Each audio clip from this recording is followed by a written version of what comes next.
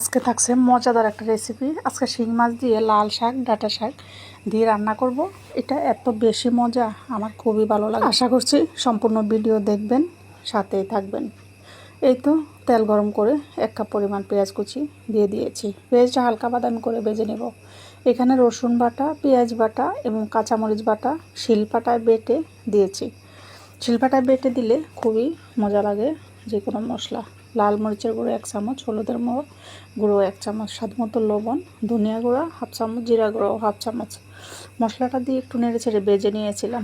ভেজে নেওয়ার পরে দিয়ে দিয়েছি টমেটোটা দিয়ে আরেকটু নেড়ে ছেড়ে ভেজে নিয়েছি। এখন দিয়ে দিব 1 কাপের মতো পানি। ছোটো কাপ দিয়ে 1 কাপ পানি দিয়ে মশলাটাকে ভালোভাবে কষিয়ে নেব। এই তো নেড়ে ছেড়ে মশলাটা ভালোভাবে পানির সাথে মিশিয়ে এখন ঢাকনা দিয়ে ডেকে ভালোভাবে কষিয়ে নিতে হবে।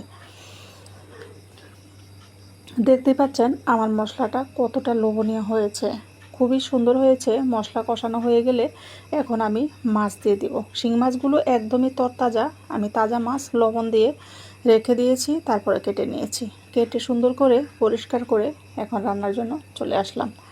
শিং মাছটা একদমই তাজা, এই কারণে আমি আজকে শাক দিয়ে রান্না করব। মাছগুলো একদমই প্রায় ভালোভাবেই রান্না করে নিয়েছি। এখন আমি ঝোল থেকে খালি মাছগুলোই তুলে রেখে দেব। মাছগুলো একদম লাস্টে দিয়ে দিব, ঝোলটা থেকে যাবে, খালি মাছগুলোই তুলে নিচ্ছি। দেখতেই পাচ্ছেন কতটা লোভনীয় হয়েছে। মাছটা একদম রান্না হয়ে গিয়েছে। এখন আমি শাকগুলো এই ঝোলে দিয়ে দিব। ঝোলে শাকটা দিয়ে রান্না করে নেব একদম সিদ্ধ হওয়া পর্যন্ত। অল্প কিছু বাকি, তখন মাছ দিয়ে একটুখানি ঝোল দিয়ে দেব।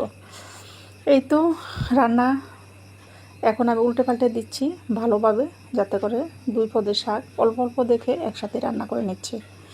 খেতে কিন্তু দারুণ মজা লাগে। তাজা মাছ দিয়ে এরকম করে একটু শাক রান্না করলে খুবই ভালো লাগে। এই তো সুন্দর করে মাছগুলো এখন উপর থেকে দিয়ে দিয়েছি, আর একটুখানি ঝোলের জন্য পানি দিয়ে দিব।